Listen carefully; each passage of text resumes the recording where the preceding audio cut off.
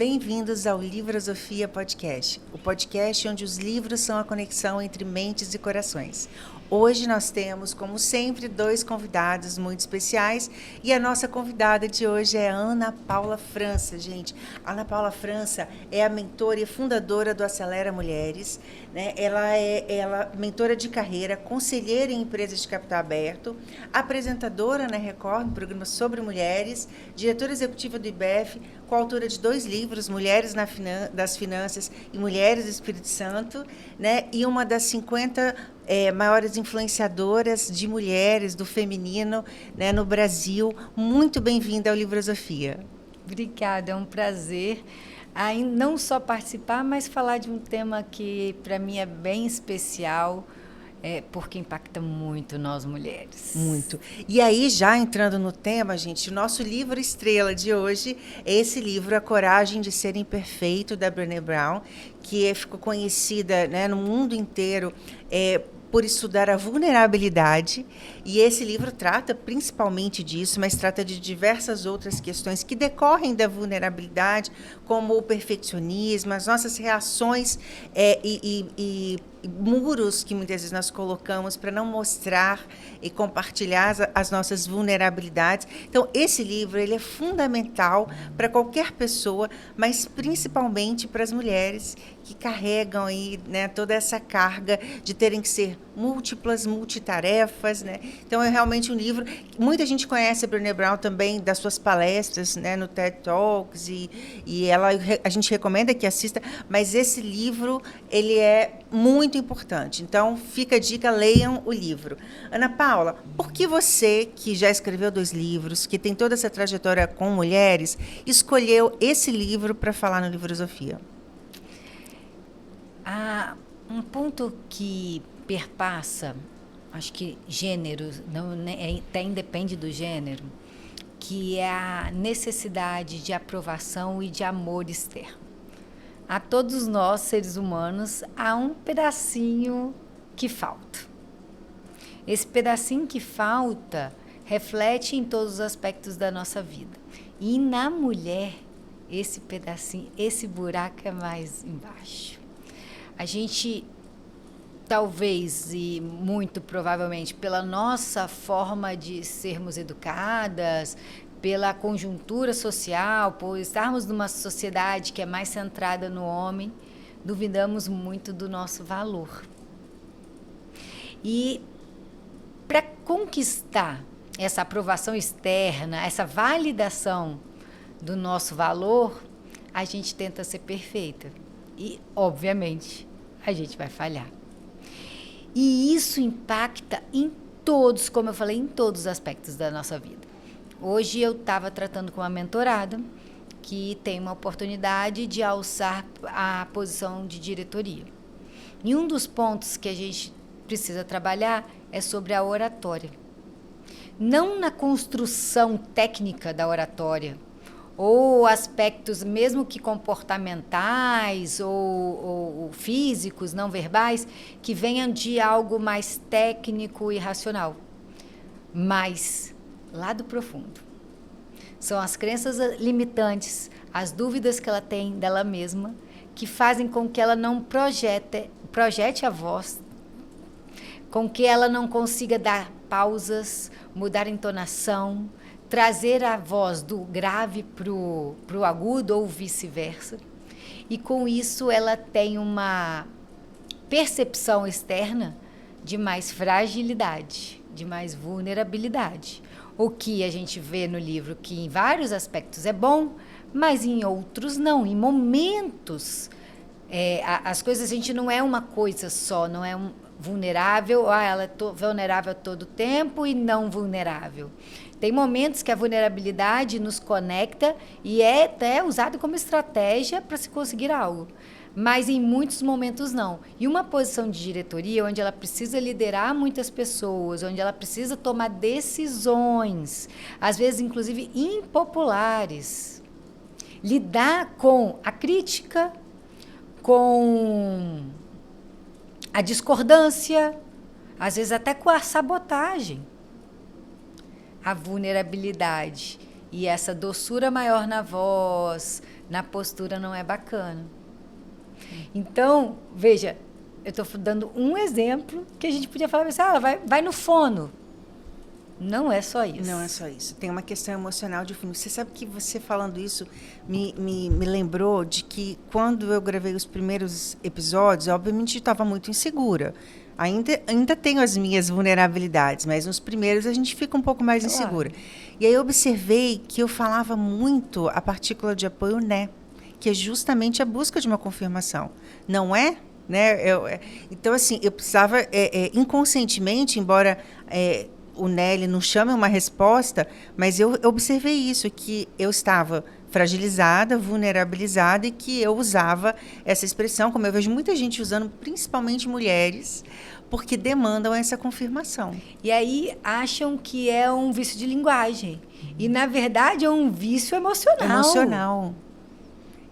Olha que loucura. Assim como, às vezes, o falar rápido, né, falar, enfim, sem pausa, também é um vício emocional, é uma ansiedade muito grande, muitas vezes sentir que você não pertence. E aí, quando eu falo não pertence, já vamos entrar no livro, ela fala sobre essa vulnerabilidade versus coragem. Porque, como você disse, nós somos seres complexos. Ora, a gente está vulnerável diante de uma situação, ora, diante da mesma situação, a gente se coloca numa postura corajosa, né? E aí ela coloca que o mundo valoriza a invulnerabilidade. O mundo valoriza aquele que, em tese, né? Até ela escrever essa obra, porque de lá para cá muita coisa aconteceu, não valorizava essa fragilidade. Na verdade, a vulnerabilidade, que nem sempre é uma fragilidade. Como é que as mulheres, então, se colocaram diante desse mundo, ou vêm se colocando diante desse mundo que não aceita a vulnerabilidade, e os homens também? Porque uma das grandes dificuldades do relacionamento homem-mulher, inclusive no mercado de trabalho, é que o homem não admite, não aceita, não conhece os seus pontos vulneráveis, e com isso ele às vezes age abusivamente. A gente vê o abuso muitas vezes vem de uma vulnerabilidade, né, do abusador, inclusive. Então, como é que você tem observado, você como consultora de carreira, né, como mentora de mulheres, tem observado essa relação? Bacana. Eu costumo dizer que só os fortes são capazes de se mostrar vulneráveis. O conceito de arena que a Brené Brown traz, ele é um conceito muito mais antigo. Inclusive, eu uso muito nos primeiros encontros um trecho do discurso do Roosevelt, quando ele ainda candidato à presidência dos Estados Unidos, que ele fala da arena. E ele traz uma narrativa racional. Por que eu vou me preocupar com quem não está na arena? Porque normalmente quem me critica não está na minha pele. E só os corajosos estão na arena. Tem o rosto coberto da poeira do ringue, da guerra, daquele cenário. E sempre vão se distanciar, se diferenciar, ele chama das almas tímidas, que não tem coragem de tentar. Então, é algo muito já forte e conceituado, mas a Brené Brown, e aí a internet, porque ela ficou assim, muito famosa com o TEDx que ela fez, e aí traz esse conceito para todo mundo. Apesar de trazer para todo mundo, e ela hoje ser uma grande unanimidade no mundo corporativo, de consultoria, de comunicação, a gente é aquela mesma coisa da inovação. Todo mundo sabe que precisamos inovar. Só que não é raro você tentar inovar, errar, porque inovação vem de teste, hipóteses e testes, até que você tenha uma hipótese correta, ou que dê o resultado positivo que você deseja, mas aí você erra e você é criticado. Não é algo também novo, porque Thomas Edison, quando fez a lâmpada, falou que ele não tinha errado 1000 vezes. Ele tinha aprendido 1000 maneiras de não fazer a lâmpada. Veja, tudo isso já permeia a nossa sociedade há muito tempo. Agora, poucas pessoas têm, inclusive, a coragem ou a autoconfiança de bancar isso, porque o buraquinho está lá. E com medo de ser criticado, e no fundo, todos nós, qual a maior necessidade que a gente tem? De ser amados. Eu quero poder, porque vem admiração, vem amor. Eu quero dinheiro, porque vem outras coisas, e vem amor. A sensação, né? Porque nem sempre é assim. Então, assim, muito da ambição do ser humano vem, ou quase tudo, do desejo de ser amado. E quando a gente não tem essa certeza do nosso valor, essa consciência tão grande de que o meu valor independe dos meus resultados, dos meus comportamentos, e que eu sou valorosa por quem eu sou, eu me fecho, e aí seja homem ou seja mulher, para que as minhas fragilidades, os meus pontos fracos não sejam percebidos, para que então eu tenha mais motivos para ser amado do que não ser amado. Então, homens e mulheres. Só que a gente está numa sociedade dominada por homens, fundamentada no masculino, e esse masculino tem naturalmente mais aspectos de força do que as mulheres. Então, está associado e mais aceita a fragilidade para a mulher. Para o homem, menos. Então, não tem aquela história que homens não choram? Não, você é homem, você não pode chorar. Ou se chora, tá igual uma mulherzinha. Mas todos nós temos a energia feminina e masculina. E quando que a gente usa isso com mais sabedoria, gerenciando esses dois aspectos, eu chego a resultados melhores. Só que precisa dessa autoconfiança. Porque eu vou ser criticada. Eu tenho uma frase que eu também uso nas mentorias, e eu aprendi em outra mentoria, e aí eu criei a minha. Eu sou cristã, acredito em Jesus, e nem Jesus agradou a todo mundo. Quem vai ser? Eu, você ou qualquer pessoa na fila do pão. Então, só tem um resultado ao tentar agradar todo mundo. Falhar. Falhar. Inclusive me desagradar. Então, é algo que estamos sujeitos a todos, mas a nossa criação da mulher, ela associa mais essa fragilidade, essa vulnerabilidade à mulher, é mais aceito. Porém, no mundo corporativo, menos, porque a gente está falando de dinheiro, está falando de energia masculina, de ação. Então, isso ainda é penalizado. O que é até entendível, porque eu estou botando dinheiro e eu quero retorno. Esse é o nosso sistema econômico. Mas tem que ter esse cuidado, porque muitas vezes essa força e essa ausência de fragilidade esconde buracos muito mais profundos e reverbera, como você falou, reflete de uma forma muito negativa. Então, normalmente, uma pessoa muito grosseira, ela tem baixa autoconfiança e ela quer botar o outro para baixo como forma de se sentir melhor. Verdade. Né? É verdade. A violência muitas vezes vem da fragilidade, né?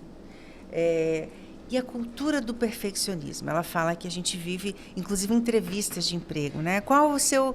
Você consideraria seu principal defeito? Eu sou muito perfeccionista. Como se fosse uma forma, né, de citar um defeito que, na verdade, é valorizado pelo mercado. Embora o conceito de perfeccionismo seja algo que, via de regra, ele é paralisante. Ele gera, no mínimo, uma lentidão.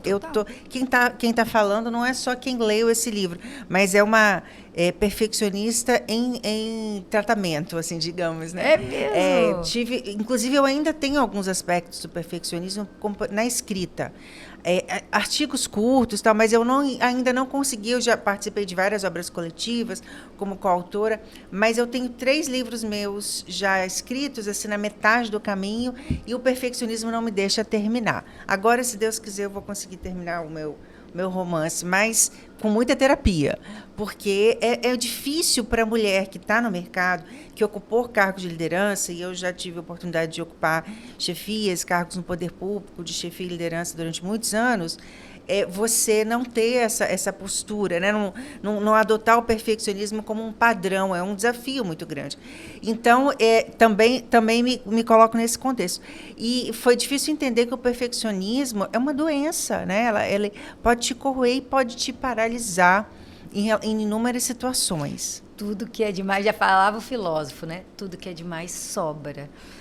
Acho que tinha muito essa tendência de falar, né? Eu sou perfeccionista. O exemplo da entrevista é perfeito. Mas, de fato, ele é paralisante.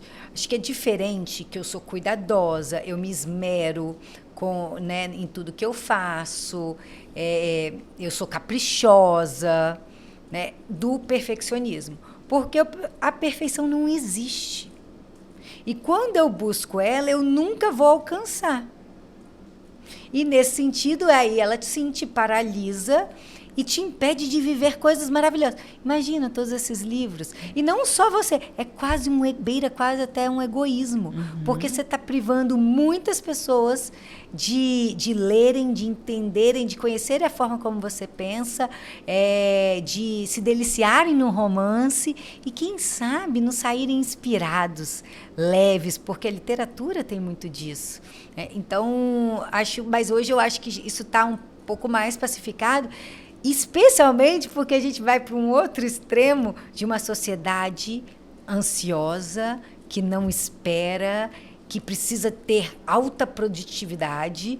E aí eu sempre falo, o Acelera Mulheres não é sobre acelerar atividades e fazer, é sobre acelerar sonhos, com muita intencionalidade, com estratégia, porque eu não quero trabalhar 24 horas por dia ou me sentir sobrecarregada para chegar a algum lugar, porque também não é raro a gente chegar e falar, ué, era isso? Está faltando algo. Isso aconteceu comigo. A gente traça um projeto, né, de quando eu tiver isso, quando eu alcançar isso, quando eu alcançar aquele cargo. E aí, quando você chega lá e fala, opa, era isso, né?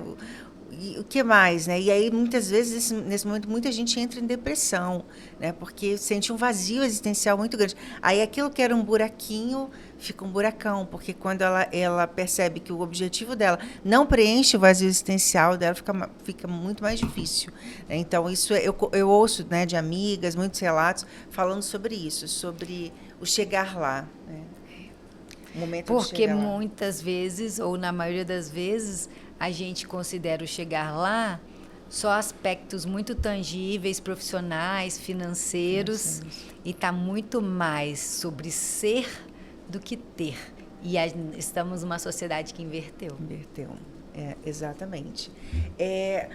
A síndrome do impostor, que hoje se fala muito, é uma coisa que acomete muitas pessoas, e principalmente mulheres. Será que eu sou capaz de? Será que eu estou... Às vezes, quando ela alcança algo, ela tem a sensação de que as pessoas não sabem, não conhecem o meu outro lado, no fundo, eu não merecia, não sou merecedora de estar aqui. E eu queria que você associasse, né, a síndrome do impostor e como vocês, nesse trabalho do Acelera Mulher, tentam superar essa síndrome que acomete muitas pessoas, mas principalmente mulheres. 70% das pessoas que têm a síndrome são mulheres. Nós também somos criadas para nos questionar. Quando criança, quando a gente encontra alguém, uma amiga querida, a primeira coisa que a gente fala, nossa, como que você está bonita, emagreceu, com o intuito elogioso, de agradar, de ser gentil, sempre voltada para a nossa aparência. Quando a gente era criança, era quem era mais bonito. Por outro lado, os meninos era quem era o mais forte, quem era o mais corajoso, quem subia mais alto na árvore, quem corria mais rápido. As meninas são menos estimuladas. Não à toa existe uma expressão em inglês que chama gap dream. A partir dos 5 anos de idade, as meninas começam a não acreditar mais nos seus sonhos. Eu não sei se você tinha um sonho quando mais nova, eu pensava em ser astronauta. Não que administradora ou o que eu faça hoje seja um demérito, mas percebe que era muito mais, né, lúdico. Uhum. O Google fez uma estatística e a pesquisa, meu filho é superdotado, é 2 vezes mais feita do que minha filha é superdotado. Porque tem menos meninas inteligentes? Não, porque se espera isso mais do homem, né? E eu tenho estudado também um pouco esse tema da superdotação. As meninas que são superdotadas, elas utilizam um artefato que os psicólogos hoje chamam de camuflagem. Elas fingem ser menos inteligentes, né, e dão mérito do que elas fazem, do que elas estudam para os meninos. Às vezes até para se relacionar, para ter um namoradinho, para pertencer. Para pertencer. Olha que loucura que a gente passa. Olha o quanto esse buraquinho é profundo, porque desde menina ela sente a necessidade de pertencer, de ser amada, e para isso se mutila, se molda, se esconde. Literalmente se camufla de menor para caber, né, no espaço, quando na verdade ela é muito maior do que aquilo. Isso vem um pouco talvez do natural, mas vem da pressão social, do contexto que a gente vive. Então a gente de fato é estimulado a questionar os nossos valores ou tentar caber nos lugares. E como que a gente trabalha isso? Volta lá para o buraquinho. Eu só sinto o que eu penso. Você não fica triste do nada, precisa de um pensamento existir antes, para eu sentir. Então, para mudar, eu preciso começar mudando os meus pensamentos. E aí a gente chama dos mapas mentais. No Acelera, a gente tem uma mentora que ela é especialista em destrave de crenças e gestão de emoções. E ela usa este método de um filósofo europeu, que ele separa o que é mapa de território. Mapas são as minhas interpretações, os meus mapas mentais. Território é o que de fato aconteceu. Então, por exemplo, eu tropecei e caí no chão. Um mapa pode ser, nossa, eu sou desastrada. Isso sempre acontece comigo. Nossa, eu não sei nem andar direito. O fato foi, eu tropecei. Agora eu posso ter outro mapa mental. Nossa, estou tão distraída que eu tropecei. O que será que está me distraindo? Preciso cuidar disso, porque eu não sou distraída, porque eu não sou de tropeçar. Ou mais, nossa, o que aconteceu? Deixa eu olhar essa calçada que me fez tropeçar. Eu não tropeço sempre. Este não é um problema corriqueiro. Vou prestar atenção porque essa calçada, por exemplo, está desnivelada. Então, a forma como eu lido com o fato pode ser, eu dei 3 formas. 3 formas de pensar.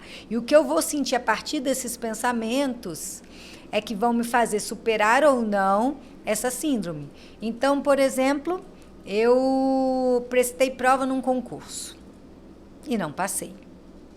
Posso? Nossa, eu sou um fracasso. Eu não vou passar em nada. Eu não sou boa mesmo. Eu nunca vou passar. É melhor eu desistir. Ou eu posso revisitar o que aconteceu. Será que eu estudei o suficiente? Eu consigo estudar mais. Eu passei por um problema pessoal sério, isso me desestabilizou. E é natural que desestabilize porque foi sério. Então, eu não estava tão bem para fazer a prova. Neste dia que eu fiz a prova, eu estava bem? Eu usei, ou tive acesso, ou pude ter acesso a todos os recursos que me levariam a um resultado melhor? O que mais eu posso fazer de diferente? Então, a gente destrava crenças, quebra crenças, muda pensamentos e rompe com a síndrome da impostora, mudando pensamentos, para que mude sentimentos. E isso parece, nossa, simples, né? Então, vou mudar os meus mapas mentais, vou escrever, racionalizar. Mas não é porque o sentimento, se ele é antigo, ele está ali enraizado. E muitos desses sentimentos vêm de acontecimentos antigos, que estão, inclusive, no nosso sistema mais primitivo do cérebro. Então, são mais difíceis de mudar. E aí, como músculo, eu preciso exercitar. Então, por exemplo, no nosso método, você vai criar novas crenças, novas verdades, e vai botar na sua mesa de trabalho, no espelho, em lugares que eu brinco assim, adulto toma banho todo dia. Então, você, homem ou mulher, vai botar na sua gaveta de roupa íntima, porque todo dia, pelo menos uma vez, você vai abrir e vai trocar. Então, todo dia você vai ler aquela frase, você vai substituir algo por outro. E exercitar até que aquilo vire verdade. Então, é assim que a gente trabalha, sempre racionalizando para mudar mapas mentais e, assim, mudar sentimentos. Nossa, incrível, muito legal. Agora, você deu um exemplo que me lembrou de uma situação que eu vivi recentemente.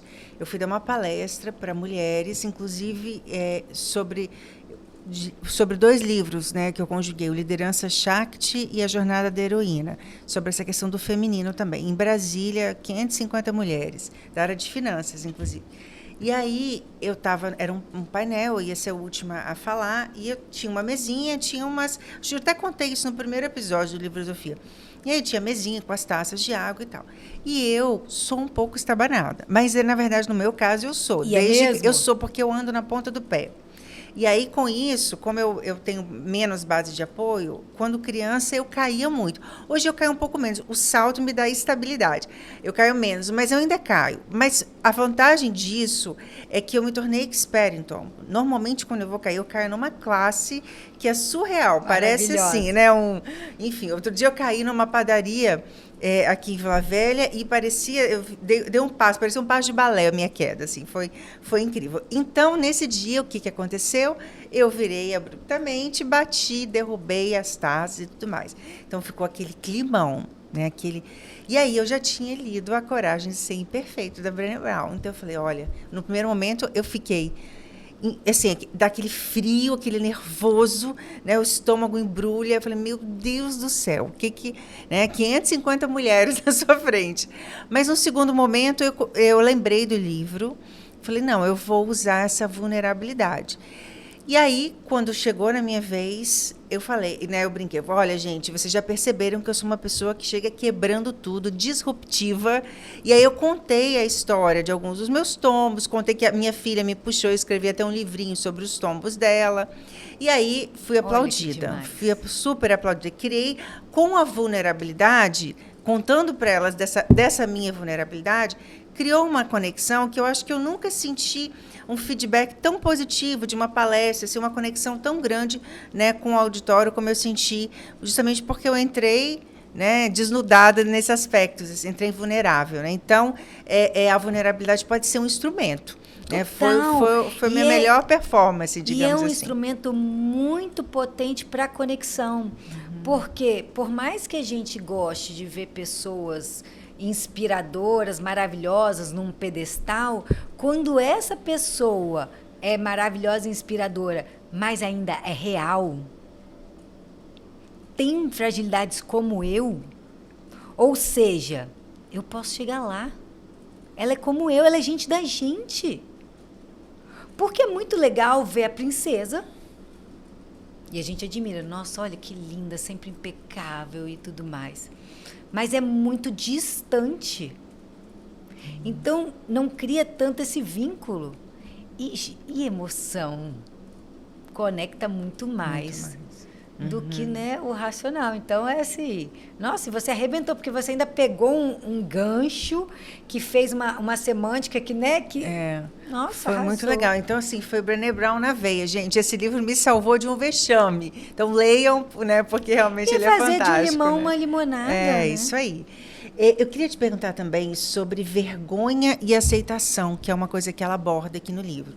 Inclusive, não sei se você conhece aquela pirâmide de Hawkins, que fala sobre a vibração dos sentimentos. E o sentimento de mais baixa vibração, ele fez uma pesquisa do ponto de vista da física quântica, né, da energia do corpo médico, é a vergonha. Mas ela é um sentimento mais inferior no sentido de vibração baixa, que faz mais mal ao organismo do que o ódio. Porque o ódio, ele externaliza, talvez seja essa a causa, né? E a vergonha, ela é toda sua.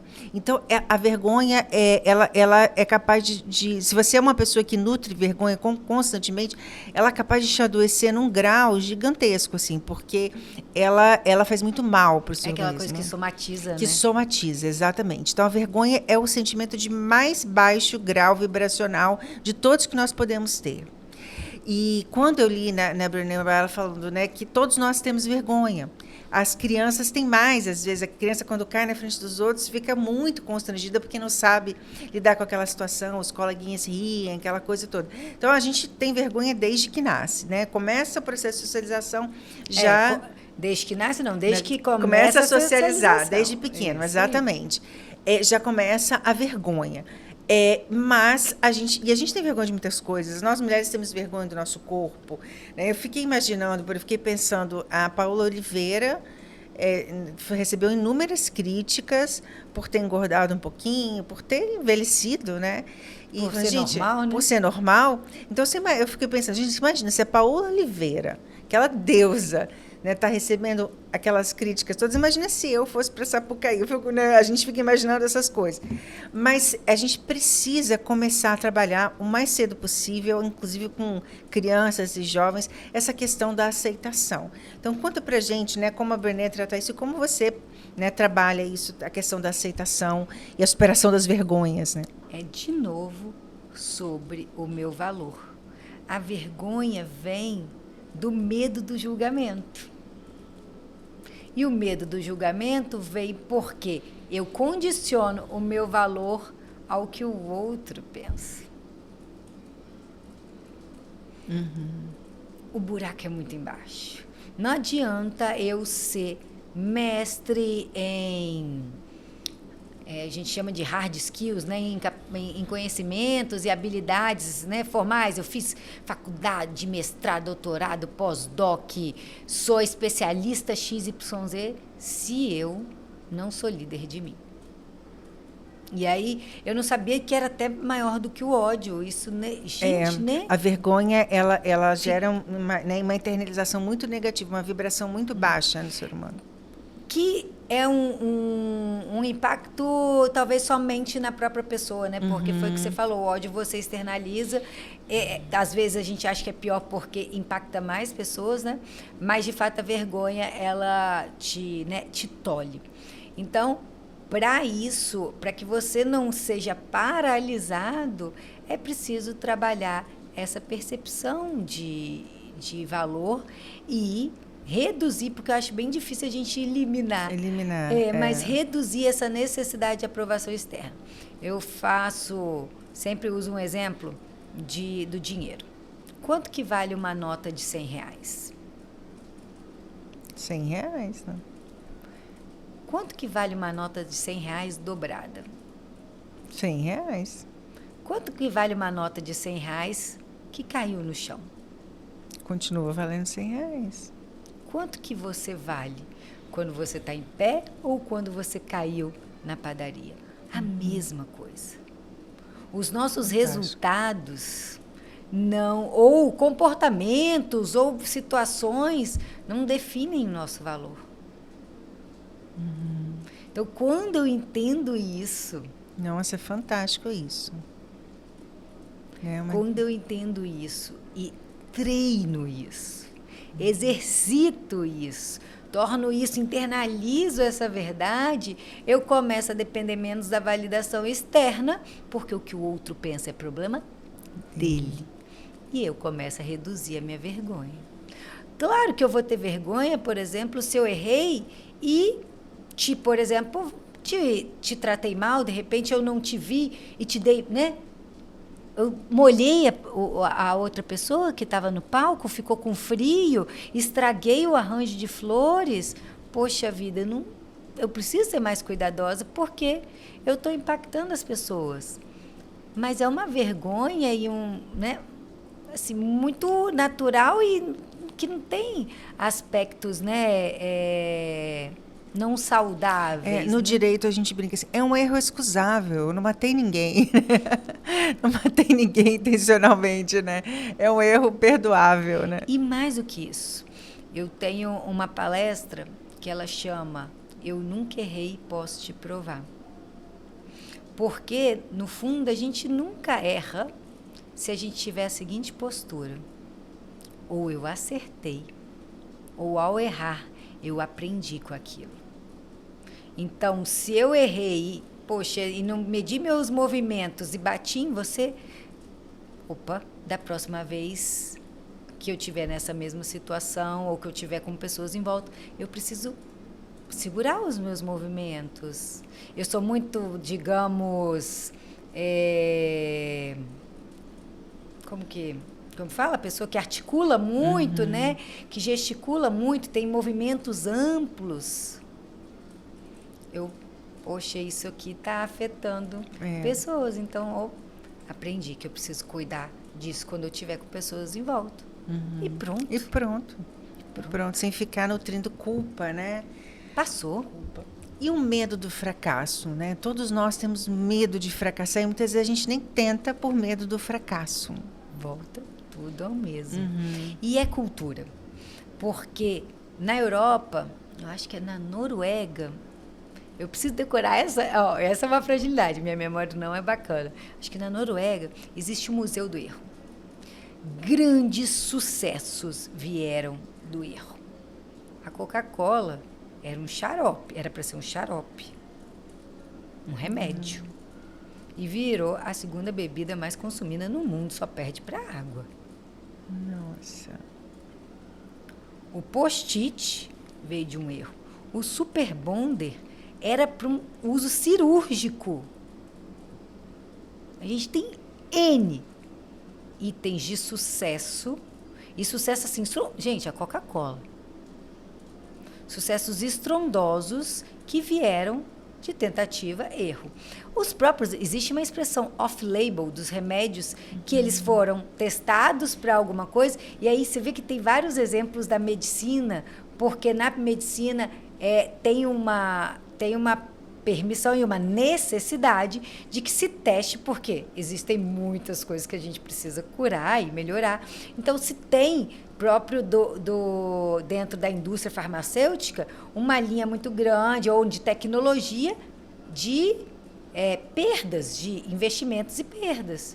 Porque você pode botar lá 100 milhões para uma pesquisa, não dá em nada, ou dá em outra coisa, como a Coca-Cola, por exemplo, ou vários outros remédios. Eu já usei um remédio que começou a ser usado para glaucoma, não sei se você já ouviu falar, e aí começaram a perceber que ele crescia os pelos dos olhos e da sobrancelha para quem usava, quem tinha glaucoma. E aí a indústria modelou ele para usar para crescimento de sobrancelhas, pessoas que têm aquela sobrancelha clarinha e tal, e a sobrancelha dá um contorno no rosto, e começou a usar para crescimento de cílios e sobrancelha. Olha só que interessante. Porque lá é uma indústria que tem mais esse conceito e essa permissão de se testar e aí errar, sim, tem um orçamento para erros, para perdas. E aí o que der certo é lucro. As próprias, por exemplo, veículos de investimento em startups, eu que vim do mercado financeiro também, tive uma passagem importante no mercado financeiro, a gente escolhe várias para investir, porque daquelas, mais ou menos 80% não vão dar certo. Mas uma que der, compensa todo o investimento das outras. O retorno, que aquela uma que prosperou, compensa de todos. Mas a gente está numa sociedade, de fato, que critica o erro, que não aceita o erro. E aí, quando eu não estou muito segura do meu valor e de que erros e acertos não me definem, eu não me permito tentar. E não me permitindo tentar, eu não estou me privando de viver coisas maravilhosas, como também privando os outros. E tem mais um ponto. A gente não veio para esse mundo a passeio. Todos nós viemos aqui para uma jornada de evolução. Eu acredito muito nisso como cristã. Eu também acredito muito. E eu acho que de várias, né, religiões, ou talvez e até filosofias, a gente veio aqui para evoluir. E se eu não tento, como eu evoluo? E mais, a gente cria uma falsa sensação que está confortável. Mas a maior da verdade é que, na maioria das vezes, a gente se acostumou com o desconforto. Por medo de tentar algo novo, se acostuma com o desconforto e vive infeliz. A gente vive na frustração, né, de não realizar os nossos sonhos e as nossas potencialidades máximas, né? Inclusive, eu já falei aqui algumas vezes e volto a citar que o conceito de felicidade para Aristóteles, né, o conceito de eudaimonia, era justamente isso, a gente ia exercitar as nossas potencialidades máximas. Só era feliz quem se colocava a serviço, quem encontrava, né, o sentido da sua vida, a sua missão, e exercitava as suas potencialidades ao máximo. E para isso demanda-se muito esforço. Então a felicidade é uma consequência, né, desse esforço, desse trabalho. Se você se omite nisso, de que valeu a sua vida? E as pessoas confundem, né, a felicidade com um sentimento, mas ela é, de fato, um estado de resultados de uma série de coisas. Eu costumo fazer uma pergunta para as minhas mentoradas assim: se não tivesse mais ninguém no mundo, mais ninguém, e você pudesse escolher o que queria para trabalhar, mas você tem que trabalhar, ou você tem que fazer algo, não dá para você ficar dormindo o dia inteiro, o que você escolheria? Porque é a partir dali que a gente vai olhar para o que te faz feliz e criar um caminho, seja profissional, seja pessoal, e por aí vai. Porque é nesse estado de felicidade, que a gente chama de flow, de natural, que é onde eu tenho mais realização, onde eu entrego mais para o mundo e onde eu me permito mais evoluir, né, e crescer. E essa questão do erro, a gente às vezes trabalha desde a infância, né?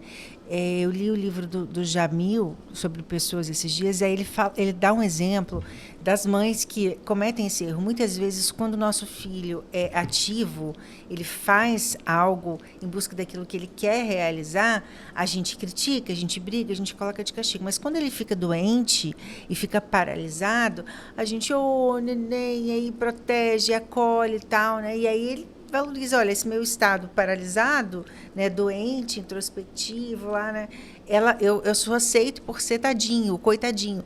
Então a gente tende, muitas vezes, eu recebo mais atenção, mais amor. E com isso a gente vai criando vitimistas, né, vai educando vitimistas, qualquer coisa. Inconsciente, né? Inconscientemente. Inconsciente, né? Não é um. Eu não tinha parado para pensar nisso. Por isso que os livros são tão importantes, né? Eles te levam a essa reflexão. Então a gente muitas vezes não valoriza, né, no processo de educação. Ou tolhe muito, tolhe. Né? Qualquer coisa que a criança vai tentar, você não! Ou você grita. Sabe? A criança desenhou na parede. Ela ainda não entende. Às vezes você, né, ela não tem capacidade cognitiva para entender. Pinta a sua casa com uma tinta lavável e pronto, né? E deixa o artista florescer, né? Enfim. Você arquiteto, deu espaço, né? Você deu espaço para ela exercer a criatividade. Não, mas aí grita, faz. Eu vou publicar a segunda edição de um livro infantil que eu escrevi quando a minha filha mais velha tinha 6 aninhos, porque ela era estabanada assim como eu, e caía muito, se machucava, porque era uma criança levada. Né? Levei até o médico para ver se não era hiperativa, aí o médico falou, não, ela não é hiperativa, ela é superativa. Ela é aquela criança que antigamente a gente chamava de capeta puro, ela ainda é levada. E meninas normalmente não são assim, né? A gente não espera, tem essa cultura, a menina não pode ser ativa assim. E aí ela foi trabalhando a coisa, né, chegou em casa chorando um dia, porque a perninha dela estava toda machucada, e as outras crianças ficavam falando que a perna dela era feia e tudo. E aí eu escrevi esse livro para ela, chamado Amanda e o Gigante, sobre a história dos tombos da vida dela. E o quanto a Amanda crescia a cada vez que ela caía. Então é uma história bem bonitinha, que pretende trabalhar com a primeira infância, aí um livro que, né, de 2 a 7 anos, assim, a importância dos tombos da vida, com quanto a gente aprende, né, o crescer no sentido figurativo, né? E aí no final Amanda, aí eu até mudei essa versão, porque hoje ela é estudante de medicina, então, né, no final ela resolve curar os dóis das pessoas, né? Já que ela sofreu tanto com os tombos, ela aprende a curar os machucados das outras pessoas. Então, essa ideia da gente começar a trabalhar o erro como da natureza humana, a gente se livrar dessa síndrome de Deus, né, e trabalhar da natureza humana desde pequenos, e aceitando os erros dos nossos filhos, e nem ver como erro, como você colocou. É uma tentativa de desenvolvimento de dons, muitas vezes. E né? porque eu acredito muito que esse vazio, esse buraquinho, ele vem com a gente. Sabe?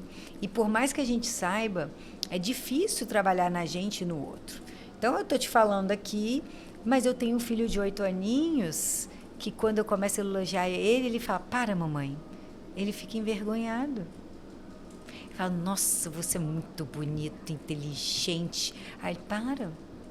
Ou que, em certos momentos na escola, por ele ser muito desafiador, e às vezes, né, entrar em conflito com os coleguinhas, ele queria todo dia levar presente para alguém, porque ele queria compensar alguma falha, algum erro, queria comprar o amor, o perdão, com conhecimento dentro de casa, né? Uhum. Então, assim, se a gente, com consciência, se é difícil trabalhar e treinar isso conosco, os nossos filhos, com as pessoas que estão à nossa volta, imagina sem consciência. E aí a gente vê mulheres permitindo serem maltratadas. O Brasil é o 5º maior, não só por causa disso, claro que tem uma condição social que favorece esse cenário, mas nós somos o 5º país em feminicídios no mundo. A cada 7 horas, uma mulher é vítima de violência. É muito sério, é muito grave, né? E a gente realmente precisa virar esse jogo, né? Se conhecendo mais, sabendo colocar os nossos limites, fazendo escolhas mais racionais, que não sejam guiadas por essa necessidade de aceitação externa, né? Porque, por exemplo, botar limite é assumir um risco de que o outro não vai gostar. E tudo bem, porque eu gosto, porque isso é sobre mim. Então, por exemplo, eu tenho um chefe abusivo que grita comigo. Ninguém pode gritar com ninguém. Então, ao primeiro passo que ele gritou comigo, eu vou falar, olha, eu não aceito isso. Espero que não se repita. A gente pode conversar, você pode chamar minha atenção de uma forma respeitosa. Mas ao botar esse limite, ela está assumindo um risco de ser demitida, dele não gostar, dele começar a pegar no pé dela, ou que a gente às vezes ouve que ele está me marcando, porque é possível. É possível. Porque o homem, por exemplo, eu estou dando o exemplo de um homem, ou pode ser uma mulher, não está acostumado a que outra pessoa coloque limites, lhe desagrade. Ou às vezes, como já aconteceu comigo algumas vezes, ele até gosta de valorize mais. Porque talvez nunca ninguém tenha dito para ele que ele estava sendo abusivo e né, já aconteceu comigo assim de colocar limites e a pessoa valorizar mais, né? Pode porque ele fazia isso por falta de consciência e a maioria faz, por exemplo, quando o homem é machista. Eu acredito muito que a maioria das pessoas são boas e ele faz inconsciente, é de um inconsciente coletivo, de uma Aprendeu assim com o pai, com a avó? Né? É natural, é normal, né? A gente normaliza muitas coisas. Mas tem também o caso do sociopata e muitos está muito deles... na moda se falar agora, mas existem muitos, como é que chama? Aquele narcisista, muitos narcisistas. E essa pessoa que tem psicopatias, ela procura sempre a vítima mais fraca. Então, no momento que você se posiciona com uma pessoa boa, ela pode, boa e humilde, né? Tem isso. Ela, eu estava errando mesmo, mas bom, porque ela me deu vou ser uma pessoa melhor e que bacana, porque ela sabe se colocar. Mas a pessoa com um ego frágil ou com uma psicopatia, ela pode de duas uma. Ou ali te massacrar ainda mais para te punir, ou muitos deles, eu vou procurar uma vítima mais fácil. E aí começa a te respeitar e pula de vítima. Ele não mudou. Ele só mudou de vítima porque é mais fácil. Sabe aquela casa de muro baixo e outra com muro alto, cerca? Eu vou pular o muro da casa de muro baixo. A gente tem que aumentar nossos muros, né? Isso aí. Então, eu queria que você trouxesse para a gente, né? Já estamos chegando próximo ao final, que você trouxesse para a gente desse livro, de tudo que a Brené fala sobre vulnerabilidade, sobre o perfeccionismo, todas essas categorias que ela dá nome, né? Porque já se falava sobre isso, mas muitas coisas ela dá nome, ela traz conceito, traz, né, luz. De que forma esse livro o que mais te impactou e como você usa esse livro no dia a dia e no seu trato com as suas mentoradas e com o seu trabalho? Para mim, ficou ainda mais claro que durante toda a minha carreira, para eu alcançar todos esses resultados, não foi fácil. Tiveram muitos desafios.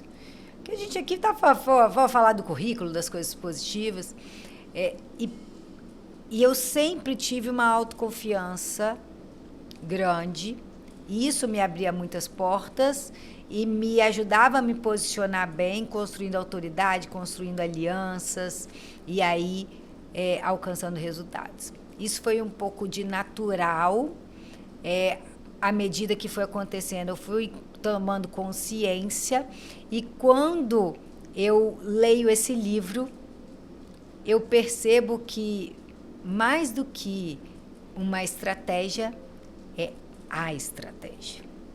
Então, eu basei toda a minha mentoria em 3 pilares, mas o pilar fundamental é aquela fundação da construção, é o autoconhecimento e essa identidade que a gente cria com base no nosso valor.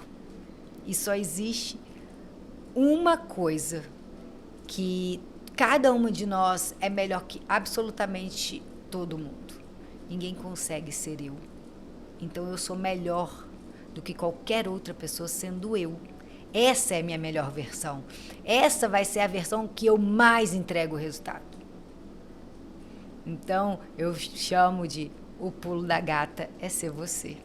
Olha, fantástico, adorei. O pulo da gata é ser você. É muito bom.